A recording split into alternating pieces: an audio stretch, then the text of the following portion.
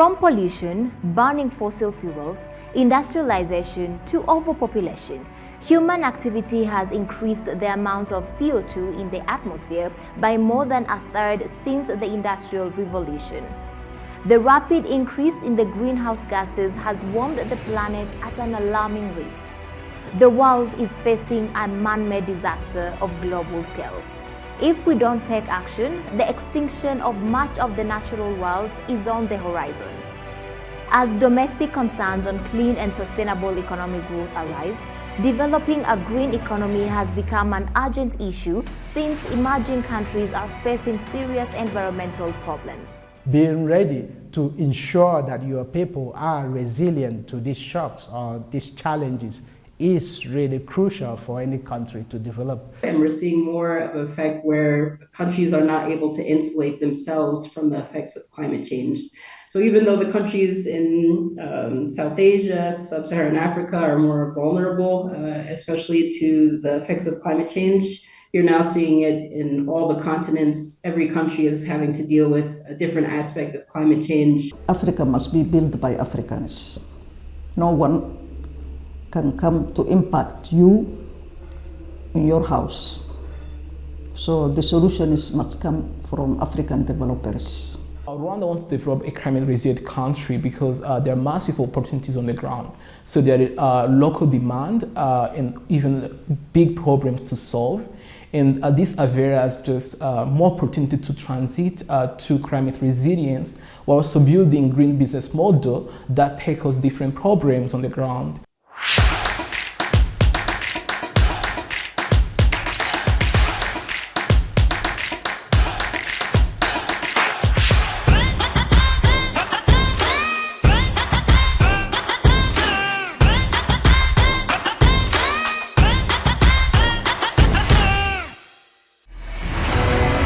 Rwanda has recognized the importance of innovation as the solution to the negative impact of climate change by committing to the Paris Action and commitments towards a green and climate-resilient economic growth model. Among its green actions, Rwanda is paying deserved attention to its construction and building sector. And to tackle this domestically, ADHI Rwanda provides green certified affordable housing in Kigali through sustainable construction methods and materials. There is not miracle. What we came is that we put together a lot of innovations that were there, but we adapted the African mentality. We manufacture 70% of our houses. And what we are trying in Rwanda, with the government of Rwanda, to come with a solution that not only is affordable, but also is sustainable. ADHI Corporate is a construction company established more than 10 years ago in Gabon. It expanded into the Rwandan market in 2020 after recognizing Rwanda's strong stance towards achieving sustainable development through green tech. A country first of all open on innovations. So whoever has an innovation and wants to express himself in Rwanda can find a land that can help. Government incentives are very important in order to lower the prices. You have to give incentives on customers, on future income taxes. The government is making everything possible for any developer to be in a situation that he doesn't feel that he is alone. Africa must be built by Africans. No one can come to impact you in your house. So the solution must come from African developers. ADHI plans to construct more than 2,400 housing units in Kigali in 5 phases. The first phase, currently under construction, will see about 250 units complete by mid-2023. This will boost the government's goal for urbanization at 35% by 2024. The project is divided into 2 sectors. There's the infrastructure and the housing. And the housing part has 5 phases, which hope to deliver almost 2,300 homes, but they're divided into 5 phases. The 5 phases is approximately 250 houses, of which we're executing now, and are going to be delivering it next year, maybe by March, April. The infrastructure involves actually more of roads, wastewater treatment, utilities, which require the sewer, irrigation, landscaping, potable water, and storm. The sector's operational energy-related CO2 emissions increased 5% over the 2020 levels and 2% over the pre-pandemic peak in 2019. Joseph breaks down for us further what they are doing differently to decarbonize the sector. Right from the foundations, the finishing of the houses are environment friendly. We are using steel. Steel can be recycled to make another product. We are using plastic to do the foundation. It can be recycled. When it comes to retaining walls, we are not using stones. We are using geosynthetic materials. It's also very friendly. It's green. We are using the natural soil to build back the retaining walls. We are using light steel to build structures of houses, and we are using light concrete, which is the plastic polytherm, to do the light concreting. In that way, we are using only 20 to 35% of cement. The rest is natural things we are using on the side. So basically, you can say that 60% of the material we use, we are manufacturing by ourselves. The 40% we import and transform, then we can use on the project. It has 0 waste of materials and it's environment friendly. And it's easier to use. In addition to the affordable homes, ADHI corporates alongside the government of Rwanda have established a training academy for students who receive on-site competence-based training to prepare them for future employment opportunities. With the government also, we created an academy that train our workforce that will be employed after by us, but a certification also that it is well recognized also on all Commonwealth. So in the future, Africa maybe can export also a workforce, because everywhere workforce is needed. Kwitonda Sergio, a fresh graduate from the University of Rwanda with a bachelor's degree in civil engineering, is passionate about construction, and he joined the academy because he has a strong sense of responsibility towards reducing emissions. I was observing the challenges we are having, the impact our industry is making to the environment. It will create much jobs, because is more faster, first of all. That means sometimes projects sometimes when you are using conventional materials, you can build a house within a month or 2 months where is not even 1 story, just a single dwelling. So in fact, we're using these steels. We will not depend on any season. Means you'll be always working. Meanwhile, this new technology, we are likely that is being trained to the youth, young people. They are the one who knows it. It means they are the one who are going to implement it. Indeed, more young people are at the forefront of tapping into the green economy. Africa's fashion and textile industry is the second largest sector after agriculture, with an estimated market value of $31 billion in 2020 and growing annually. The increased production and consumption of fashion has serious and long-lasting environmental impacts. Globally, fast fashion contributes an estimated 10% of global CO2 emissions annually. In Rwanda, Motions, a homegrown sustainable fashion brand, taps into the opportunities present. Fashion really is among the industries, among the five first industries that are polluting in the environment in the world. This comes from the mass production, the non-adequate production, the dirty production, how I called, and now the business of fashion has been also identifying some that we looked at as role models, brands or initiatives as part of this craziness, chaos. This is the journey we are on. Bring this awareness to the buyer, to the directly buyers, our clients, our environment, our country, and everyone. This journey with fashion dates back to Moses' early years, way before Motions came into being. I started Motions officially in 2015. That's when I registered the company. But I have started Motions inside intimately back many years ago. I had a really deep appreciation of the beauty, starting from my mom's table cloth embroidery, aunt's embroideries, wicker work. I was surrounded by that.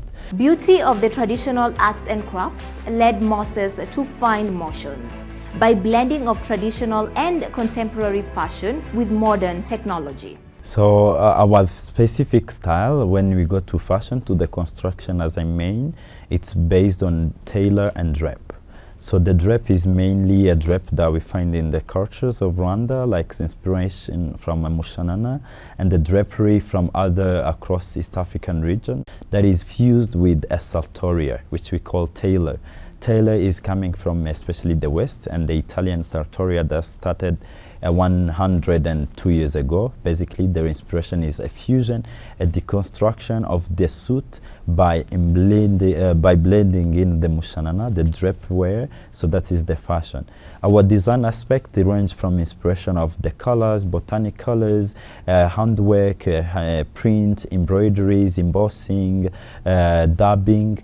But the range comes from the Rwandan tradition aesthetics in terms of beauty. You have the wicker work, you have the hairstyles, you have the pattern, geometric patterns coming from Kakirazi Migongo to what we developed until now, over 50 collections of patterns and techniques. With a close relationship with technology as a graduate in civil engineering, Moses applied his keen eye for aesthetics into the construction of a sustainable lifestyle brand. Looking at me graduating from engineering and just be a seamstress was not looked up as something encouraging or something as a success.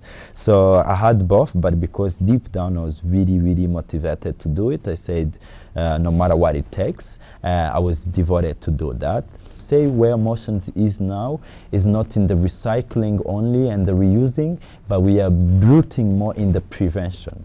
And prevention for us means using only natural fibers coming from either botanics or animal hair, and botanic colors coming from plants. We have a color pantone coming from onions, indigo. We've started this since last year, and it's been evolving. It's still evolving. I worked with Maeko, which is the most sustainable small mill in Milan, weaving all our fabrics, like from wool to silk to hemp. And these are the fabrics we're using. And went to Florence to do my master's in collection design in Polimoda in Italy. And that's where I got to be open wider to the fashion industry, now not locally, worldwide. Merchandising, really idealization to the next level, fusing the technology with my craft techniques that I know from home, learning from history of fashion, how it has been evolving, more designers, what the consciousness about designing today and the future. But it was really motive that I say from a 7-year journey, being really intense, but super motivating to myself and to my surrounding. Despite strong motivation, emerging markets around the globe still face a shortage of supply in sustainable fabric and technology. So the supply chain is still a challenge, but there are really many initiatives that are being there, not only on the on the local supply chain of fashion, but also internationally. It's really, it's a sacrifice, I would say, but also it's a journey that most of the people starting from the West also are already ready to embark on, which means it takes time, it takes so much time, it has a lot of investment, but it is really worth it for the sake of the future. Keeping future stakes in mind, Motions is getting needed support from the nation. Going green, especially also in fashion, I think it's actually much way possible in Rwanda, because I think we are really lucky to have incentives and policymakers who are very, very keen on bringing this kind of initiatives from sustainable investments. That Rwanda has already started the first steps of reducing, non-plastic initiatives. So now we have we have started a journey to going non-plastic also in clothing, less polyester, and in the initiatives of planting on the soil of Rwanda different vegetable fibers and botanic colors, which are in conversations and ongoing already. There's now the Green Fund that supports green investment, and this of course including the fashion supply chain. Green investments in Rwanda are not limited to any sector. Over the past decades, governments have transformed their economies into drivers of sustainability. To ensure that green growth are core principles in Rwanda's future growth and development, in 2012, the government of Rwanda partnered with the Global Green Growth Institute for inclusive, climate-resilient green cities and infrastructure development.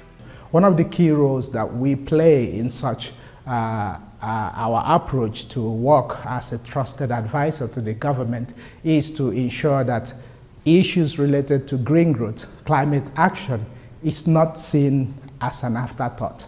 So Rwanda happened to be one of those countries that started prioritizing mainstreaming climate action and green growth into its policies, strategies, and implementation. Rwanda achieved impressive GDP growth of about 9% per annum between the year 2000 and 2014. As a result of this growth, the country is experiencing high urbanization rates concentrated in its capital, Kigali. The GGGI team is supporting the government in its transition towards an inclusive green economy through different projects. Urban planning. How do you design a master plan that is sustainable? How do you think about the people when it comes to how your cities are, developed? And we are not only doing this at the national level, but we've done this at the subnational level with the 6 secondary cities, and now we are also expanding to the new satellite cities that are set up in Rwanda. So within urbanization also, we have projects on waste to resource. Currently, we are working closely with the Ministry of Environment and the City of Kigali, as well as Ministry of Infrastructure, to do a demonstration project on how you can turn waste to resources. We do also have projects on sustainable mobility or sustainable transport. This is where we are looking at mobility as a whole. One of the projects GGGI is working on is waste to resource. This aims to improve municipal solid waste and hazardous waste management in the country. The project aims to introduce and integrate circular economy approaches to the way that we treat waste. So it looks at sustainable waste management from a holistic perspective. And the main interventions are at the Nduba dump site, which is the main dump site for the city of Kigali and serving the most people in Rwanda. But it also looks at ways that we can valorize waste from e-waste streams and also plastic. So there's lots of different informal and formal recycling companies that are in operation in Rwanda. And part of the project is to look at ways that we can mobilize green investment for those initiatives. So we're really trying to work with a multitude of different types of stakeholders so that we can reach not only at the household level, but also the waste collecting companies, as well as capacity building for some of the large scale waste producers such as commercial buildings, hotels, and those types of stakeholders. There is a growing recognition of potential economic benefits of applying a circular approach to urban organic waste management. However, data on the estimates of the quantity of resources and the potential market value is still limited. So at the moment, since we're halfway through, we've done a number of assessments looking at gender, but also a baseline for e-waste generation and some of the opportunities for investment. What are the capacity needs for the different stakeholders in the sector? So the impact will be that we can have a better understanding of what is entering the dump site, the different waste streams, what can be valorized, what can be reutilized, and ways that we can process that. From changing consumption patterns to making important employment choices, green pathways are opening up, and young people now have the opportunity to reimagine work in the green economy. GGGI works with the Rwanda Greenpreneurs Network to further equip them. Our role as an organization is to mentor, to capacitate these young entrepreneurs, first to understand what it means to do a green business model. That mindset shift is really important for one to not only look at the challenges from the financial aspect, but also from the capacity point of view. Currently, we should be having like 120 members. When I talk of members, it should be like individual, but we have partners who are like the more established institutions that are running incubators, accelerators, or those who are even investing. So even when you have a niche, you can come front within the network to collaborate with the others to make sure that you don't work in silos. One of the companies under the Rwanda Greenpreneur Network is WasteZone. It provides traceability technology that assists consumers to transact second-hand electronics and e-waste. So WasteZone is redefining the future of urban mining, where we are trying to create an economy which relies on already existing materials from electronics. So because we do believe by doing that, we can divert those materials from going to the landfills, hence creating a circular economy, also even reducing the carbon emissions those landfills generate.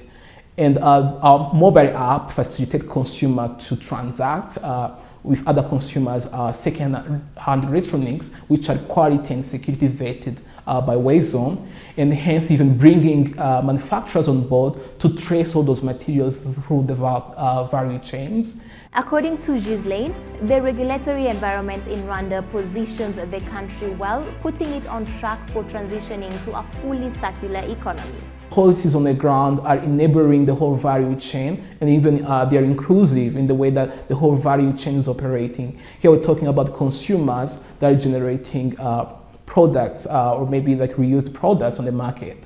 Manufacturers, other value chain actors such as repairers, scrappers. So there's like a regulatory framework which is enabling them to operate in this environment, because it's creating this circular economy which is driven by conducive policies. Similar to Ghislaine, Janvier Uwayezu saw a gap in the agriculture sector.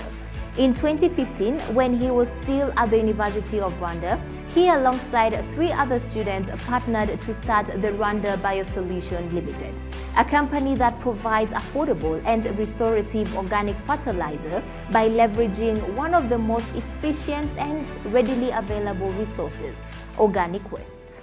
When we were back to school, we were finishing, and me and my friends, we attended one meeting. It was about chemical fertilizer usage in Rwanda, and at that time and still today it's very high. So we were thinking, what can we do as a graduates in science and public health to do that? And the idea came that we can do organic fertilizers. We work from the Nyamata landfill, and it take waste from the Nyamata and all around. We get like 4 or 6 trucks per day. Biosolutions Limited collects waste from the neighboring area and converts it to organic fertilizer. Faze ya mbere cyangwa se icyiciro cya mbere ni igihe imodoka ibizana bivangavanze, tugashiramo abakozi bagatoranya ibibora n'ibitabora. iyo ni faze ya mbere. Tukabirunda, twamara kubirunda tukazana icyo bita EM na meras. Meras ni ibisigazwa cyangwa se ni produit isigara iva ku ruganda rw'isukari, tukayishyira hamwe na ya product yacu ya EM, effective microorganism, kugira ngo twihutishe kwa gushwanyaguza cyangwa se kudekompoza bya bindi byacu bibora, bya bishingwe bibora. Twarangiza nabwo tukabyinjiza mu nzu aho tubiyungururira. Iyo nindi faze yindi. Twatangira tukayungurura, tugakuramo hari uduparasitike tuba twagiyemo, ibirahuri, ibyo tukabishira ku ruhande. Hanyuma tugapackaging bitewe n'ibiro umuhinzi wacu azaba akeneye. We have made estimations that for every kilogram we spend around 100 francs. So with the packaging it can go to like something like 35, then we sell it to 50. Comparing to the chemical fertilizer, the organic fertilizer creates economic and environmental benefits which can improve soil health, reduce erosion, and improve water quality. The industrial chemical fertilizers, they are very efficient. You plant today, tomorrow it's big, it's better, but at the time's gone, your soil start depending on it much, and it's no longer good. So in long run, chemical ones are not good. Yes, you can profit a lot, but you are not really contributing to the society. From waste to wealth, green construction and buildings to sustainable fashion, Rwanda's holistic approach to a green future gets closer every day, and its economic benefits become wider every quarter, making the country a global game changer in its own right.